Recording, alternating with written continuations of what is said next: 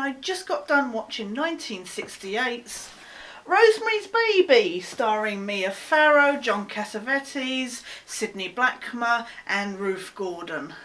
This I've only watched once before, and the reason why I've only watched it once before is because I really didn't like this last time. I don't know why, but maybe it was because it was so hyped, much like a lot of other horror movies. They kind of get hyped to me and I'm like, yeah, really gonna watch that, and then I watch it and I'm like, is that it? But genuinely this time, oh my god, I really enjoyed this.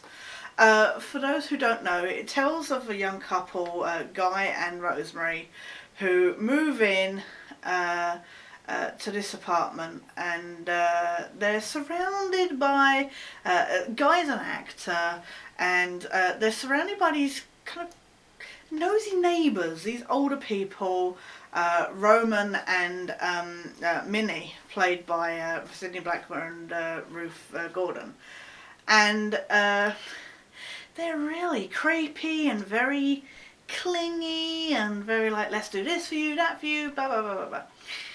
And then you start to realise that Guy particularly is getting very into these, in with these neighbours. And then his acting career really starts to take off. Something happens to this lead actor in a play that he's in, and Guy gets the role instead, and a lot of stuff starts to happen. Good stuff starts happening for him, and then and then Rosemary gets pregnant under these very suspicious circumstances, where you have this very trippy scene where she's been drugged and you see something not quite human having sex with her, and Guy says in the morning that he had sex with her and says there's something, it was like something very necrophilic about it, which alone is very wrong. But as the pregnancy progresses, stuff happens, and paranoia, and the neighbours are getting more clingy and stuff, and force kind of tricking Rosemary into drinking these special like shakes and stuff. And it then turns out basically that all these people are like this part of this. I hate the way they use the term witches, but I know it's the 60s, so but they're witches, and they're Satanists basically.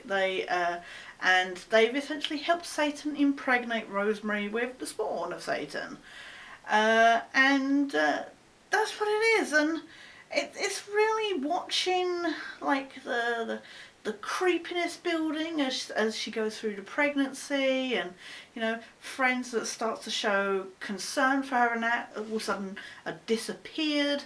And the only time I felt like, because this movie is 2 hours 10 minutes long, so you would think it would drag, and it's a very slow burn movie, but it's amazingly directed by Roman Polanski.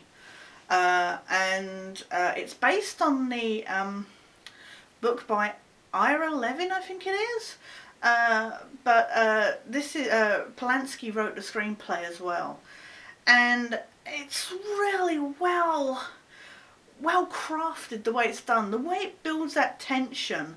And even when like Rosemary sees the baby after she's been led to believe that it's dead, even when she sees it at the end, and she's like, oh, its eye, what's wrong with its eyes? And they're like, look at its hands as well, this and the other. You don't actually see the baby. So a lot of it is left to the imagination. Now, obviously, as well, it was done because of the time. I think this would have gotten a lot. I mean, what rating is this? This is an 18 rated movie, and it was probably an X at the time. I can imagine it probably would have been outrightly not allowed to be released in cinemas at the time had there been some shot of a made-up baby. But I think the way that it leaves it to your imagination to imagine what it looks like is quite strong as well. But yeah, the whole lead-up is really well crafted, and the only time I think it hits a problem is actually after the baby's born, because then you're waiting for the reveal and it draws it out, And there's something good about that, but by this point you've hit the 1 hour 55 mark or something, and you're just like, get to it already. And they do draw it out for a good another 15-20 minutes. And I should really learn to remember to put the battery on to charge before recording. Yeah, the final 15-20 minutes you're sat there just going, oh come on, and it really drags, and I don't know if it's right or wrong, but personally I really struggled with it. However, that does not detract from the rest of the movie. This is a brilliantly directed, well paced, and really creepy and dark, and considering it deals with very taboo kind of subjects for the time, I think it takes big risks with what it does. And I'm not normally a fan of Roman Polanski's movies, but this I genuinely enjoyed it. And as a horror movie, I mean, it's not gruesome, it's more of a thriller in that sense, in that it's not all gore and stuff like that. I feel like a lot in the modern day has learnt from this movie kind of thing. But yeah, no, it's the only, if I was really nitpicking, the only other thing I have the problem with, and this sounds awful, is actually Mia Farrow. It's not that she's bad at acting.